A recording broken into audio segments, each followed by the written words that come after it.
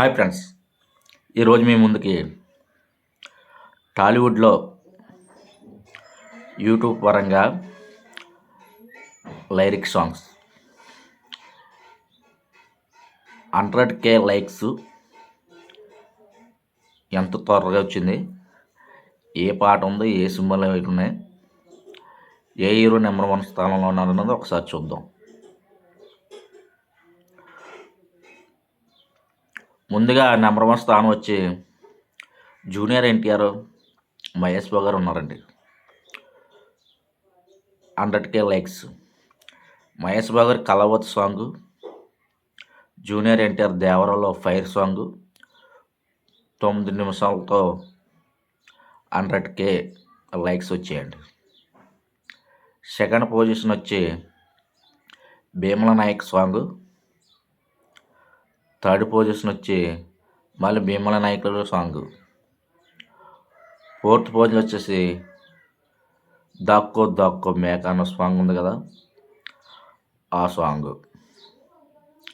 తర్వాత వచ్చి సలార్ల సూర్యుడు సాంగ్ ఉంది కదా, ఆ సాంగ్ ఉంది. ఏ విధంగా టాప్ 5లో ఈ సాంగ్స్ ఉన్నాయండి. ఈ మధ్యకాలంలో రామ్ చరణ్ సినిమాలు వచ్చాయి. పెద్దలో సాంగ్స్, చిక్కిరి సాంగ్, మొన్న రిలీజ్ అయిన రైరా రారా, ఇవి కూడా 8 నిమిషాల్లో 100K సొంతం చేసుకున్నాయి. అవి కూడా చెప్తారు. చిక్కిరి చిక్కిరి సాంగ్ అయితే 27 నిమిషాలకే 100K సొంతం చేసుకున్నాయండి. మొన్న వచ్చిన సాంగ్ రైరా రారా, ఆ సాంగ్ అయితే 35 నిమిషాలకే 100K సొంతం చేసుకుందండి.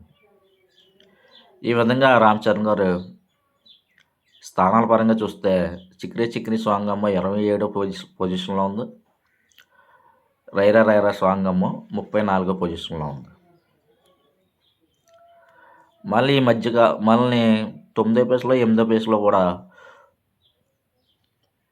8వ ప్లేస్లో చుట్టమల్లె సాంగ్ ఉందండి. దేవర 19 నిమిషాల్లో 100K సొంతం చేసుకుంది. ఈ విధంగా ఎన్టీఆర్ గారు చాలా ముందుగా ఉన్నారు. కొందరు అవరేగాలు రామ్ చరణ్ ఎన్టీఆర్తో పోలుస్తున్నారు. ఎన్టీఆర్ ఒక శిఖరం. మీరు ఎంత జాగ్లేసి లేపినా పని అవ్వదు. మీ ఉద్దేశాలు మీ రామ్ చరణ్ అన్ని కలిపి 14 సినిమాలు తీశారు. అందులో 8 ఎన్నిట్లు ఉన్నాయి. ఎన్టీఆర్ సినిమాలు లేవు. ఎన్టీఆర్ 20 హిట్లు పైగా ఉన్నాయి. ఎవరు టాలీవుడ్ నెంబర్ 1 హీరో ఎవరని అంటే అది అక్షరాలు చెప్పేది, తిరుగు మొహమాట లేకుండా చెప్పేది అది ఎన్టీఆర్ పేరు. డ్యాన్స్లో కానీ, యాక్టింగ్లో కానీ, అన్ని విధాలుగా. మీరు ఎన్టీఆర్తో ఎంత పోల్చుకుంటున్నారో అన్నది ఆ బ్రహ్మగారి దేవుడికి తెలియాలి. ఎన్టీఆర్తో పోల్చుకోవద్దు అసలు. ఎన్టీఆర్ చాలా దూరం ఉన్నారు.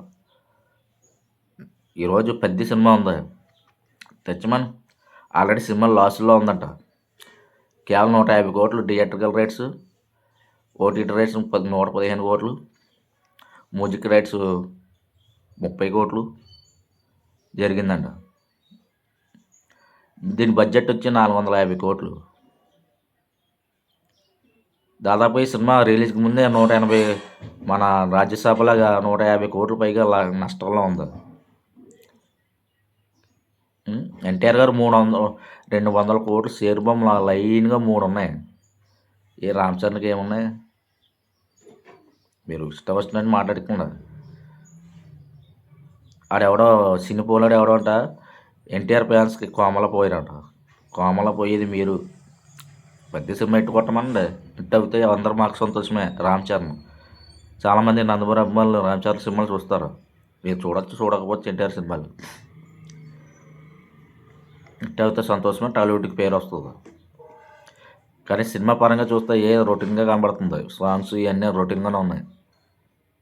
చూడాలి మరి. ఇది ప్యాన్ ఇండియా మూవీ. పండగ మనశంకర్ వరప్రసాద్ పండగ సీజన్ కాబట్టి ఏదో గట్టెక్కింది థియేటర్ పరంగా. కానీ మొత్తం టోటల్ పరంగా సినిమా అది కూడా 150 కోట్లు, దాదాపు 100 నుంచి 120 కోట్లు నష్టం వచ్చింది.